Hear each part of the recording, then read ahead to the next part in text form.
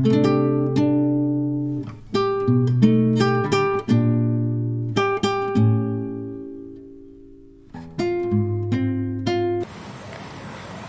YouTube family, welcome to my YouTube channel.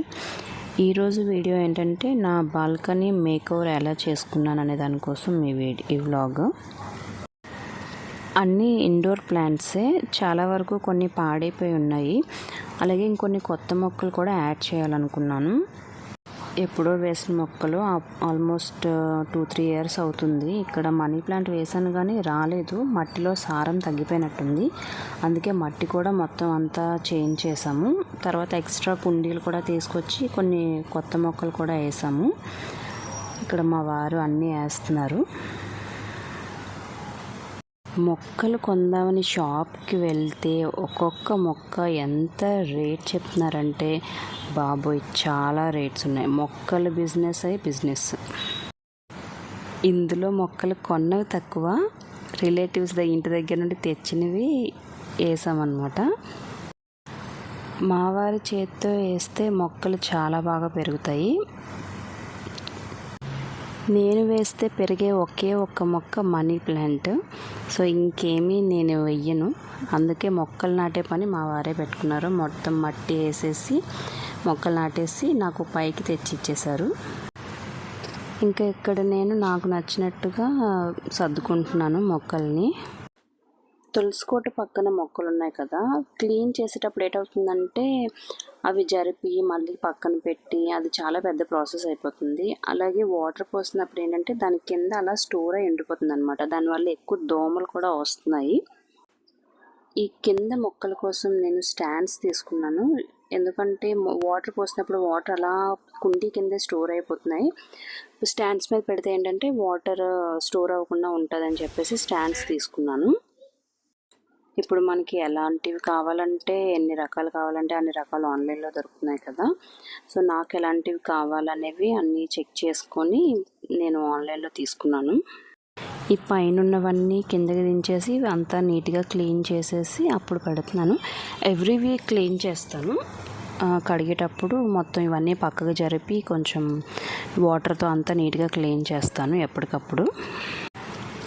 మాకు dust చాలా ఎక్కువ వస్తుంది. సో ఆకులంతా డస్ట్గా ఉంటుంది. వీక్లో ఒక్కసారైనా సరే వాటిని బాగా క్లీన్ చేయాలి. క్లీన్ చేస్తాను కూడా. మొత్తం దాని మీద వాటర్ పోసేస్తాను. ఒక ప్లాంట్ మీద మొత్తం ఆకులన్నీ క్లీన్ అయ్యేటట్టు. ఇక్కడ ఎక్కువ చూస్తే మనీ ప్లాంట్స్ ఉంటాయి. మనీ ప్లాంట్స్ పెంచేస్తే ఏదో మనీ వచ్చేస్తుంది అలా అని కాదు. మనీ ప్లాంట్ ఏంటంటే లో మెయింటెనెన్స్ మొక్క.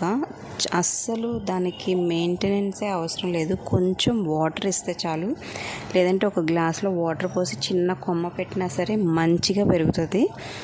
నా చేతితో పెరిగే మొక్క మనీ ప్లాంట్. అందుకే ఎక్కువ మనీ ప్లాంట్స్ వేస్తాను నేను.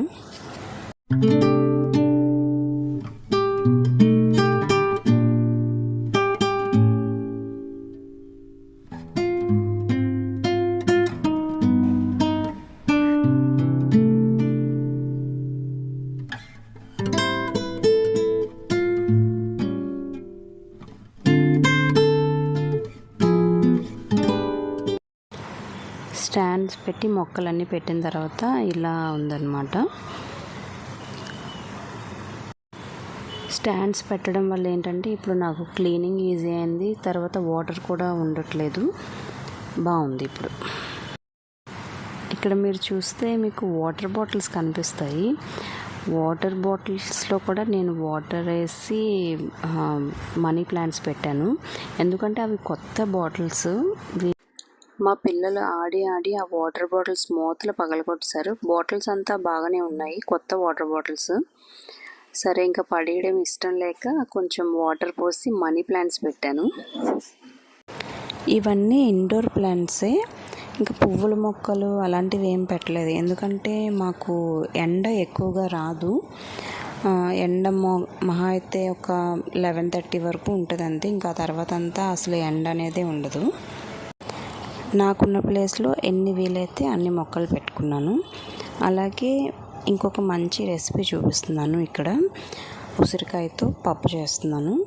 ఉసిరికాయ ఏంటంటే మనకి హెల్త్కి చాలా మంచిది కదా, హెయిర్కి కానీ ఇమ్యూనిటీ పవర్కి కానీ దాన్ని ఊరికనే అలా పచ్చిగా తినాలంటే అందరూ తినలేరు, తర్వాత ఊరబెట్టుకొని తింటారు. నాకు అలా కూడా ఇష్టం ఉండదు. పప్పులో వేసుకుంటే ఏంటంటే నేను తింటాను అండ్ పిల్లలు కూడా ఇష్టంగా తింటారు. ఆయిల్ వేసి పోపు దినుసులు వేసి ఎండుమిర్చి వెల్లుల్లి అవి వేగిన తర్వాత కొంచెం ఉల్లిపాయలు వేగిపోయిన తర్వాత టమాటోస్ వేసాను. కొద్దిసేపు వదిలేసి దీనికి సైడ్ డిష్గా తోటకూర చేస్తున్నాను.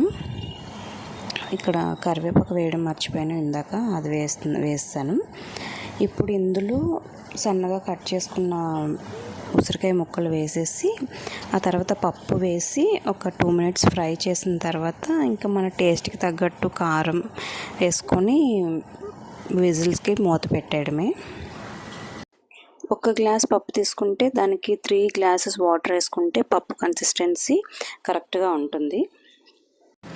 ఈ రెసిపీ నేను మా అక్క దగ్గర నేర్చుకున్నాను, తను బాగా చేస్తుంది. ఇంకా ఇక్కడ చిన్న కుక్కర్లో చేయడం వల్ల ఏంటంటే నేను ఫస్ట్ 2 glasses వాటరే వేసుకున్నాను. ఒకసారి విజిల్స్ వచ్చి ఆవిరిపోయిన తర్వాత నాకు కావాల్సిన కన్సిస్టెన్సీలో వాటర్ యాడ్ చేసుకుంటాను. మా చిన్నబాబు ఇంకా బాగా చిన్నవాడు కాబట్టి వాడికి ఇంకేది పెడితే అది తింటాడు.